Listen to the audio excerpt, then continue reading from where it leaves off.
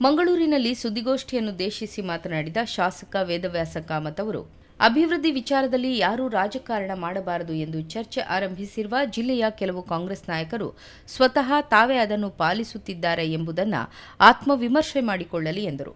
ಮಹಾತ್ಮ ಗಾಂಧಿ ನಗರ ವಿಕಾಸ ಯೋಜನೆ 2ರಡಿ 165 ಕೋಟಿ ರೂಪಾಯಿಗಳ ಕಾಮಗಾರಿಯಾಗಿದ್ದು, ಅದಕ್ಕೆ ಹಣ ಎಲ್ಲಿಂದ ಬಂತು ಕಾಂಗ್ರೆಸ್ ನಾಯಕರು ಕೇಳಿದ್ದಾರೆ. ಪ್ರಶ್ನೆ ಕೇಳಿದ ಸ್ವತಃ ಅವರಿಗೆ ಉತ್ತರ ಗೊತ್ತಿದೆ. ಆದರೂ ಜನರಲ್ಲಿ ಗೊಂದಲ ಮೂಡಿಸುವ ವಿಫಲ ಯತ್ನ ನಡೆಸುತ್ತಿದ್ದಾರೆ. ಹಿಂದಿನ ಸರ್ಕಾರದ ಅವಧಿಯಲ್ಲಿ ಮಹಾತ್ಮ ಗಾಂಧಿ ನಗರ ವಿಕಾಸ ಯೋಜನೆ 165 ಕೋಟಿ ರೂಪಾಯಿ ಘೋಷಣೆಯಾಗಿತ್ತು. ಆದರೆ ನಂತರ ಅಧಿಕಾರಕ್ಕೆ ಬಂದ ಕಾಂಗ್ರೆಸ್ ಸರ್ಕಾರ ಮಂಗಳೂರು ಸಹಿತ ಎಲ್ಲ ಮಹಾನಗರ ಪಾಲಿಕೆಗಳಿಗೆ ಬಿಡುಗಡೆಯಾದ ಅನುದಾನಗಳಿಗೆ ತಡೆ ನೀಡಿತ್ತು.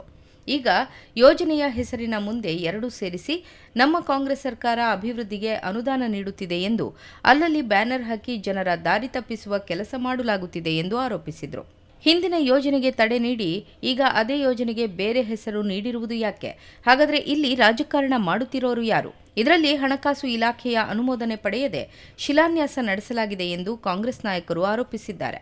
ಅವರು ಹಿಂದಿನ ಸರ್ಕಾರದ ಬಜೆಟ್ ಪುಟಗಳ ದಾಖಲೆಗಳನ್ನು ತಿರುವು ಹಾಕಿ ನೋಡಲಿ. 165 ಕೋಟಿ ರೂಪಾಯಿಗಳ ಯೋಜನೆ ಬಜೆಟ್ನಲ್ಲೇ ಘೋಷಣೆಯಾಗಿದೆ.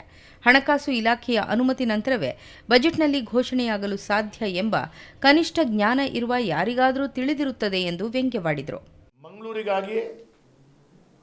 ಮಂಗಳೂರಿನವರಿಗಾಗಿ ಮಂಗಳೂರಿನ ಕಾಂಗ್ರೆಸ್ನವರು ಕೊಟ್ಟಂಥ ಕೊಡುಗೆ ಇದಲ್ಲ.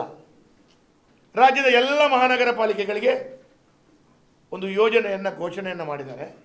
ಆ ಯೋಜನೆ ಬಂದಿದೆ. ಆದರೆ ಈ ಯೋಜನೆಯ ಒಳಗುಟ್ಟು ಏನು? ಇವತ್ತು ಒಳಗುಟ್ಟನ್ನು ತಿಳ್ಕೊಳ್ಬೇಕು ಅಂತೇಳಿ ಆದರೆ ಸ್ವಲ್ಪ ದಾಖಲೆಗಳನ್ನಿಟ್ಟು ಮಾತಾಡಬೇಕು. ಇವತ್ತು ಕರ್ನಾಟಕ ಸರ್ಕಾರದ ನಡವಳಿ, ಇದು ಎಲ್ಲದ ಜೆರಾಕ್ಸನ್ನು ನಿಮಗೆ ನಾನು ಕೊಡ್ತೇನೆ. ಇದು ಕರ್ನಾಟಕ ಸರ್ಕಾರದ ನಡವಳಿ. ಮಂಗಳೂರು ಮಹಾನಗರ ಪಾಲಿಕೆ ವ್ಯಾಪ್ತಿಯಲ್ಲಿ ಮಹಾತ್ಮ ಗಾಂಧಿ ನಗರ ವಿಕಾಸ ಯೋಜನೆ ಅಡಿಯಲ್ಲಿ ಕೈಗೊಳ್ಳುವ ಕಾಮಗಾರಿಗಳ ಕ್ರಿಯಾ ಯೋಜನೆ ಅನುಮೋದನೆ ನೀಡುವ ಕುರಿತು ಸರ್ಕಾರದ ಆದೇಶ ಸಂಖ್ಯೆ 47 SFC 2019 ದಿನಾಂಕ 7/8/2019. ಇದು ಮಹಾತ್ಮ ಗಾಂಧಿ ನಗರ ವಿಕಾಸ ಯೋಜನೆ 1ರ ಆದೇಶ. ರಾಜ್ಯದ ಎಲ್ಲ 224 ಕ್ಷೇತ್ರಗಳಿಗೂ ನೀಡಲೇಬೇಕಾದ ಅನುದಾನವನ್ನು ನೀಡಿ ಅದೇ ದೊಡ್ಡ ಸಾಧನೆ ಎಂಬಂತೆ ಬಿಂಬಿಸಿಕೊಳ್ಳುತ್ತಿರುವುದರಲ್ಲಿ ಸರ್ಕಾರ ಯಾವ ರೀತಿಯ ತಪ್ಪೆಸಗುತ್ತಿದೆ ಎಂದು ತಿಳಿಯುತ್ತಿದೆ.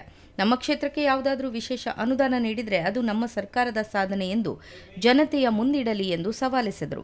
ಮಂಡಲಾಧ್ಯಕ್ಷರಾದ ರಮೇಶ್ ಕಂಡೆಟ್ಟು, ಪ್ರಧಾನ ಕಾರ್ಯದರ್ಶಿಗಳಾದ ರಮೇಶ್ ಹೆಗ್ಡೆ, ಲಲ್ಲೇಶ್ ಕುಮಾರ್ ಉಪಸ್ಥಿತರಿದ್ದರು.